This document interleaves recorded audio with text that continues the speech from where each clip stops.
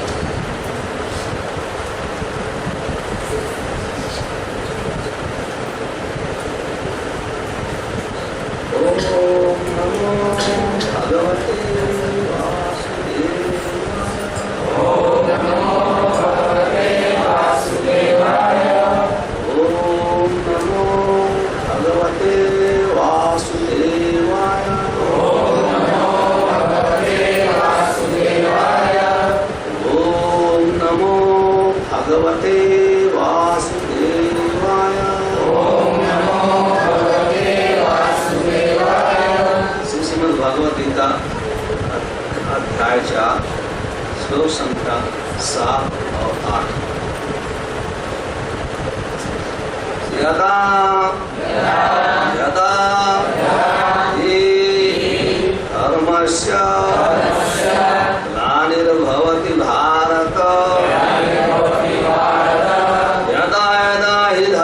धर्मस्य ग्लानिर्भवति भारत अभ्युत्थानमधर्मस्य तदात्मानं सृजाम्यहम् परित्राणाय साधूनां विनाशाय च दुष्कृतां धर्म संस्थापनार्थाय संभवामि युगे युगे। बात इस प्रकार से है।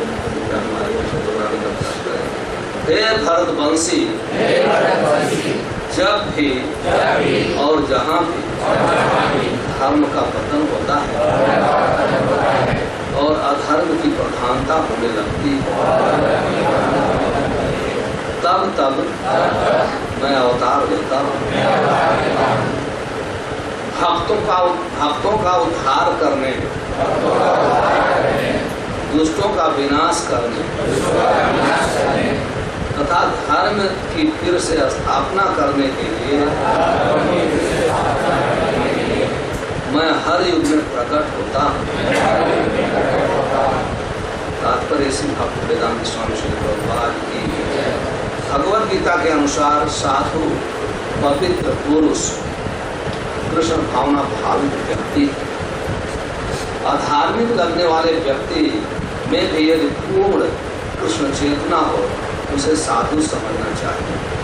दुष्कृताम उन व्यक्तियों के लिए आया है जो कृष्ण भावना भावित की परवाह नहीं करते। ऐसे दुष्कृताम या उपद्रवी मूर्ख तथा अधम व्यक्ति कहलाते हैं।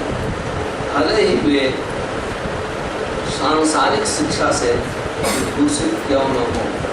इसके विपरीत यदि कोई 100% कृष्ण भावना वृत्ति में लगा रहता है तो वह विद्वान या सुसंस्कृत न भी हो, फिर भी वह साधु माना जाता है। जहाँ तक अनिश्वरवादियों का प्रश्न है, भगवान के लिए आवश्यक नहीं है कि वे इनके विनाश के लिए उस रूप में अवतरित हो जिस रूप में वे रावण तथा कंस का वध करने के लिए हुए थे। भगवान के ऐसे अनेक अनुचर हैं जो असुरों का संहार करने में सक्षम है, किंतु भगवान तो अपने उन निष्काम भक्तों को संतुष्ट करने के लिए विशेष रूप से अवतार लेते हैं जो असुरों द्वारा निरंतर तंग किए जाते हैं। असुर भक्त को तंग करता है, असुर भक्त को तंग करता है, भले ही वह उसका सगा संबंधी क्यों न हो। यद्यपि प्रहलाद महाराज हिरण्यकश्यप के पुत्र थे, किंतु तो भी वे अपने पिता द्वारा उत्पीड़ित थे। इसी प्रकार कृष्ण की माता देवकी यद्यपि कंस की बहन, किंतु उन्हें और उनके पति वसुदेव को इसलिए दंडित किया गया था क्योंकि उनसे कृष्ण को जन्म देना। अतः भगवान कृष्ण मुख्यतः देवकी के उद्धार के लिए प्रकट हुए थे, कंस को मारने के लिए नहीं। किंतु ये दोनों कार्य एक साथ संपन्न हो गए। अतः यह कहा जाता है कि भगवान भक्त का उद्धार करने तथा दुष्ट असुरों का संहार करने के लिए विभिन्न अवतार लेते हैं। ओम अज्ञानम तिमिरन्धस्य ज्ञानाञ्जनशलाकया चक्षुरुन्मीलितं तस्मै श्री चैतन्य मनोभीष्टं स्थापितं येन भूतले स्वयं रूपं ददामि ददाति स्वपदं वन्देऽहं श्रीगुरो श्रीपदकमलं श्रीगुरुं वैष्णवांश्च श्रीरूपं साग्रजातं शरणं साद्वैतं सावधूतं परिजनसहितं कृष्णचैतन्यदेवं श्री राधा कृष्ण पादान सर्वललिता श्रीशाखां नमस्ते। हे कृष्ण करुणा सिंधु दीनबन्धो जगत्पते गोपेश गोपिकाकांता तप्त कांचन गौरांगी राधे वृंदावनेश्वरी विश्वामित्रदेवी प्रणमामि। वंशाकल्पतरुभ्यश्च कृपा सिन्धुभ्येव च पतितानां पावनेभ्यो श्री कृष्ण चैतन्य प्रभु नित्यानंद श्री अद्वैत गदाधर श्रीवासादि गौर। हरे कृष्ण कृष्ण कृष्णा कृष्णा हरे हरे, हरे राम राम राम हरे हरे।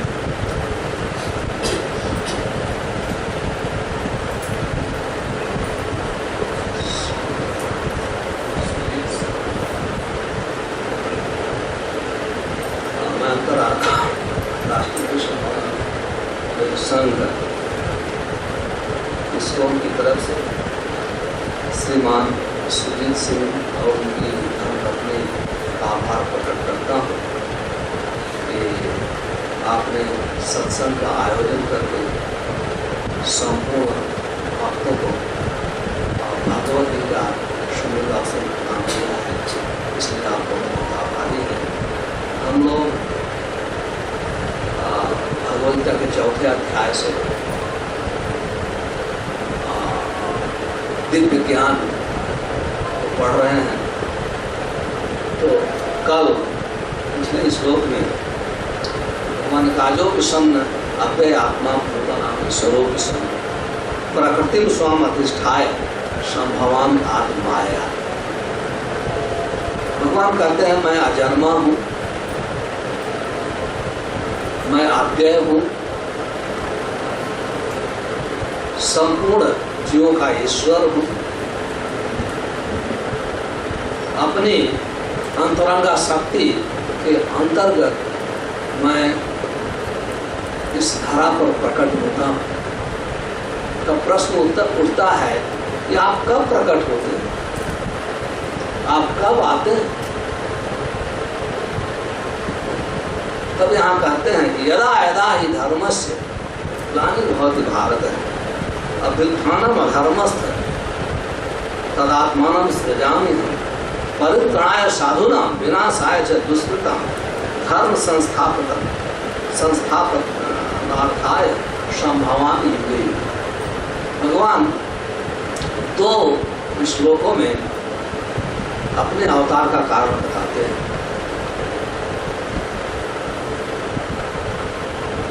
जब धर्म का ह्रास होता है, ग्लानि होती है, या धर्म का पतन होता है और अधर्म की प्रधानता बढ़ जाती है, उसमें भगवान पुनः धर्म की स्थापना के लिए प्रकट। आज मानव समाज में लोगों को एक ज्ञान नहीं है धर्म क्या है, अधर्म क्या है।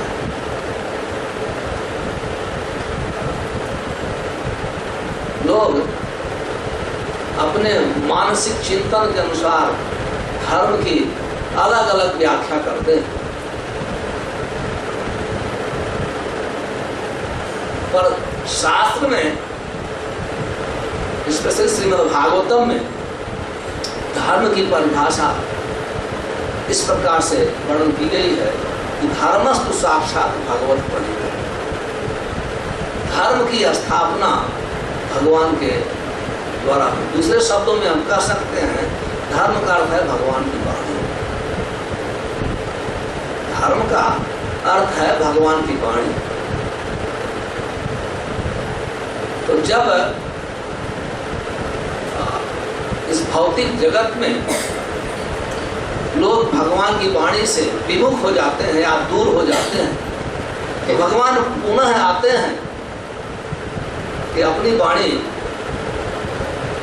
को स्थापित कर दें, क्योंकि धर्म के नियम भगवान के द्वारा बनाए जाते हैं। आधार मनुष्यों की देन है। अधर्म मनुष्यों की रचना है, मनुष्यों को बनाया हुआ कानून है। लेकिन धर्म के नियम साक्षात भगवान बनाते हैं।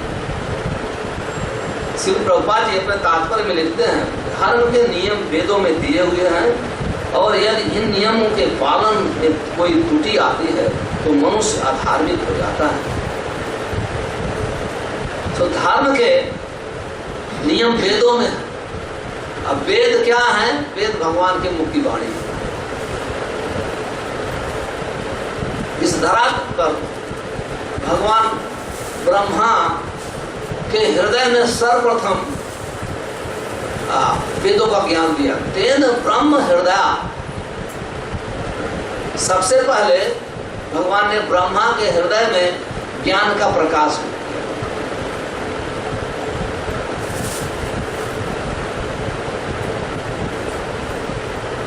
तो कहने का अर्थ है भगवान या तो साक्षात अपने परम भक्त, जैसा कि हम भगवद गीता में पाते हैं कि अर्जुन को माध्यम बना करके साक्षात ज्ञान देते हैं, या ब्रह्मा के हृदय में ज्ञान पैदा, कोई अंतर नहीं होता।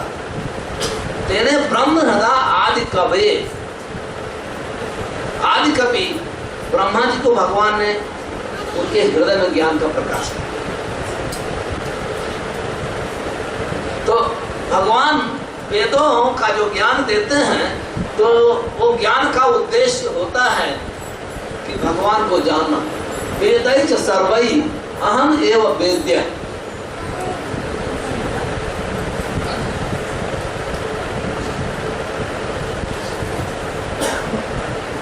वेदों का उद्देश्य है भगवान को का ज्ञान प्राप्त करना, क्योंकि जब तक जीवात्मा भगवत ज्ञान प्राप्त नहीं करता है तब तक वो सुखी हो ही नहीं सकता।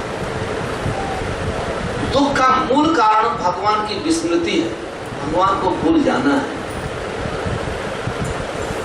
यही दुख का कारण है। उदाहरण के लिए जैसे किसी पिता के कई संतान हैं और एक संतान, एक बच्चा थोड़ा क्रेजी होने के कारण वो पिता को भूल गया। जो ही पिताजी को भूल जाता है तो पिता को छोड़ करके भटकने लगता है। तो जो ही पिता को त्यागता है, छोड़ता है, उस समय उसके पास आवास की समस्या उपस्थित होती है, भोजन की समस्या उपस्थित होती है और वस्त्र की समस्या उपस्थित होती है। इस संसार में बहुत से लोग हैं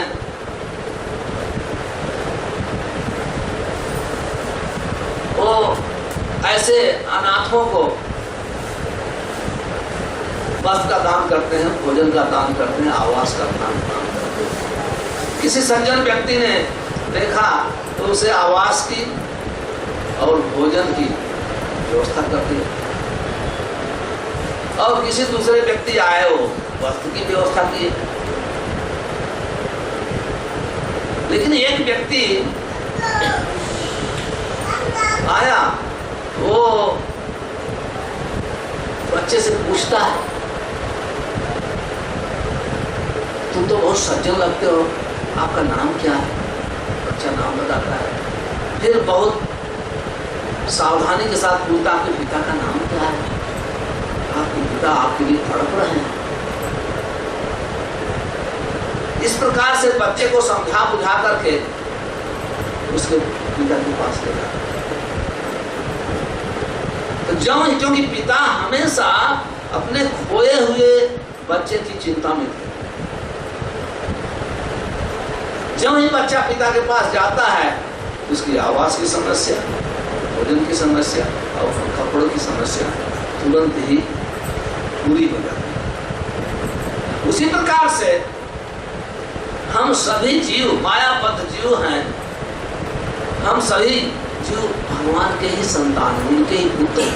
भगवान कृष्ण गीता में कहते हैं, हे अर्जुन, सर्व योनिषु कौन्तेय अहम बीज प्रद पिता। हे अर्जुन, संपूर्ण योनियों में मैं बीज प्रदान करने वाला पिता हूं। भगवान ही पिता है। और यहां तक कहते हैं माता धाता पितामह है, मैं ही पालन पोषण करने वाला।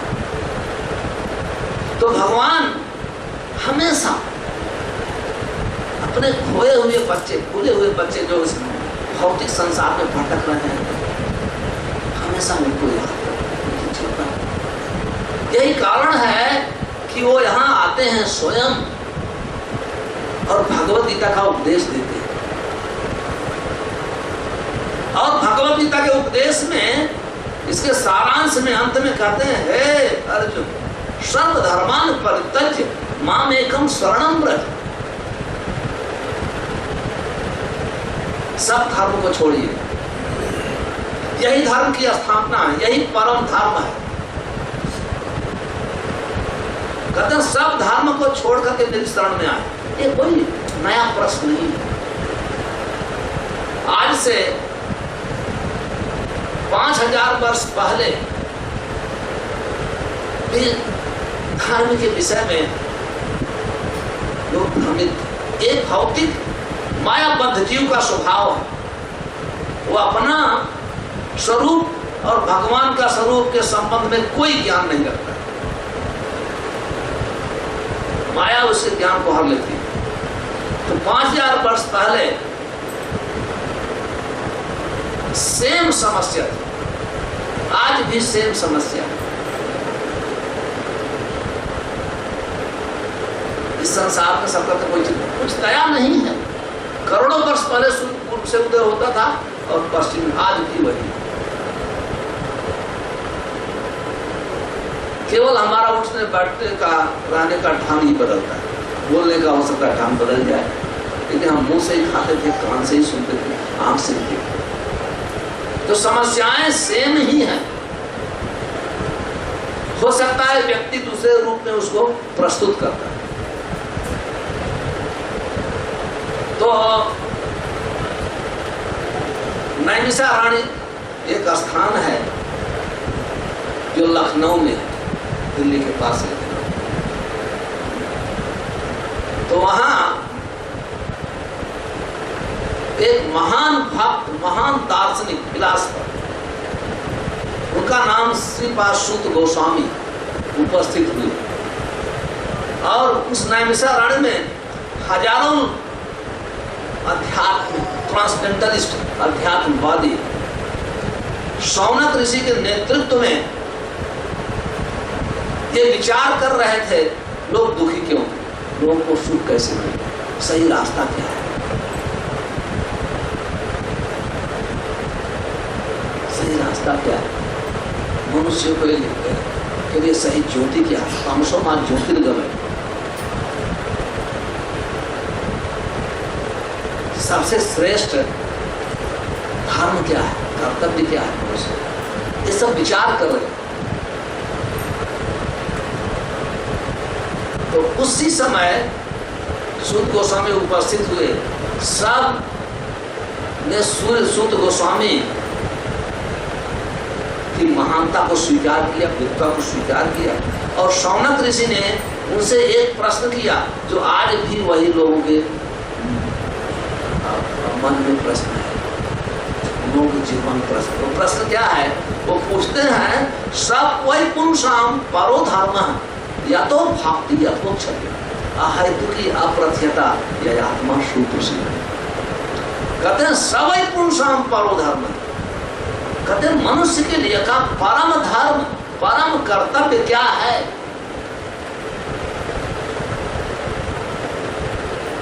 आज भी हम हिंदू धर्म, मुस्लिम धर्म, क्रिश्चियन धर्म, सिख धर्म, ईसाई धर्म, चारों तरफ धर्म है। हम लोग सब परेशान हैं, लेकिन हम लोग परेशान इसलिए हैं कि हम शास्त्र को भूल चुके हैं। हालांकि इस प्रश्न का उत्तर 5000 वर्ष पहले ही दे चुके हैं। तो हम प्रश्न करते हैं सब कुछ वही पुंसाम परो धर्म, कहते हैं उस मनुष्य के लिए सबसे श्रेष्ठ धर्म क्या है।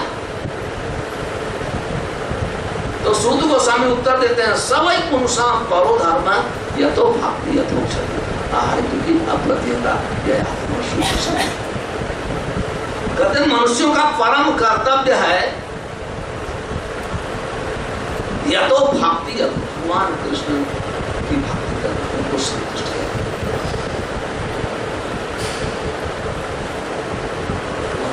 को संतुष्ट कर। तब प्रश्न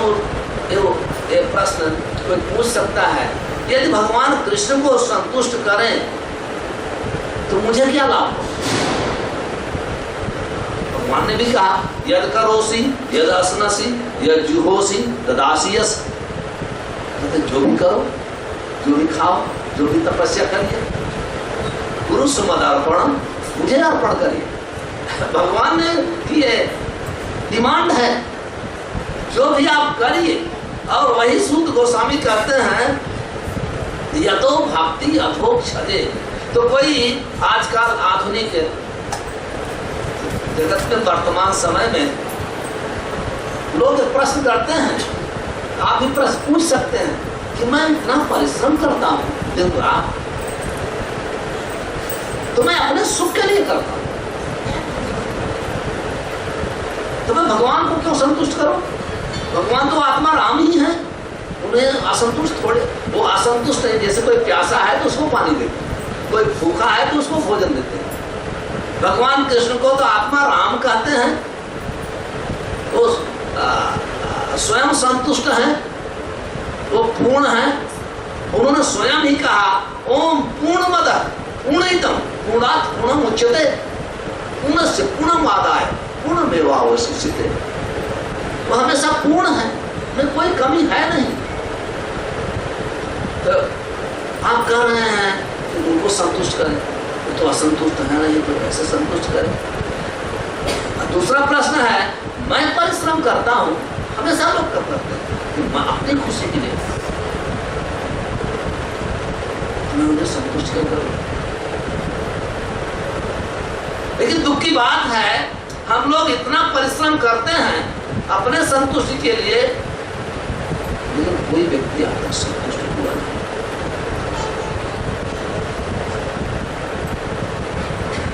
कोई भी। हम सोचते हैं कि हम अधिक शराब पी के संतुष्ट हो जाएंगे, हम कान में अधिक म्यूजिक और सॉन्ग सुन करके हम संतुष्ट हो जाएंगे। हम अपनी सुख जो है बाहर से डालना चाहते हैं, हम सोचते हैं बाहर से सुख डालना चाहते हैं। बाहर से सुख नहीं आता है, सुख तो संतुष्टि अंदर से आती है। तो आज तक कोई संतुष्ट नहीं हुआ। इस संसार में हम देख सकते हैं, हमेशा पुत्र से पिता संतुष्ट है, पिता से पुत्र संतुष्ट है, पत्नी से पति असंतुष्ट है, पति से पत्नी एक दूसरे से। और आप जाएंगे स्कूल कॉलेज में तो स्टूडेंट का कंप्लेंट टीचर करते हैं, टीचर स्टूडेंट करते हैं। और हमेशा जनता जो है गवर्नमेंट का कंप्लेंट करती है, गवर्नमेंट जनता को कहीं नहीं पाएंगे। क्यों नहीं पाए? क्योंकि संतुष्टि का जो विज्ञान है उसको हम भूल गए। संतुष्टि का विज्ञान सिर्फ सूत गोस्वामी बताते हैं। सूत गोस्वामी कहते हैं कि यह आत्मा क्यों भगवान कृष्ण की भक्ति करेंगे? क्यों? इसलिए यह आत्मा शुद्ध कृष्ण। जब हम कृष्ण को संतुष्ट करेंगे, हम स्वयं संतुष्ट। और वेद भी यही कहते हैं, जस्मिन तुष्ट जगत तुष्ट। जब कृष्ण तुष्ट होते हैं पूरा संसार। उदाहरण दिया गया है, बहुत सरल उदाहरण है। जैसे यदि आपको वृक्ष को हरा भरा करना है तो आप लगे वृक्ष के पत्ते में पानी डालना, टहनियों में पानी डालना, तने में पानी डालना, तो वृक्ष हरा भरा होगा। यदि वृक्ष को हरा भरा करना है, वृक्ष की जड़ में पानी डालना पड़ेगा, रूट। यथा तरोर मूल निषेचनेन कृत्यम यत् स्कंद भुजोपसा। उसी प्रकार से यदि अपने शरीर को हृष्ट पुष्ट करना है तो पेट में भोजन पहुंचाना। जब पेट में भोजन जाएगा तो स्वतः ही हाथ को शक्ति मिलेगी, आंख को शक्ति मिलेगी, कान, पूरी शरीर के हर अंग प्रत्यंग को शक्ति का संचार होगा। लेकिन यदि हम नाक में भोजन डालेंगे, कान में डालेंगे, तो कान को भोजन भी नहीं मिलेगा और कान में त्रुटियां आ जाएंगी।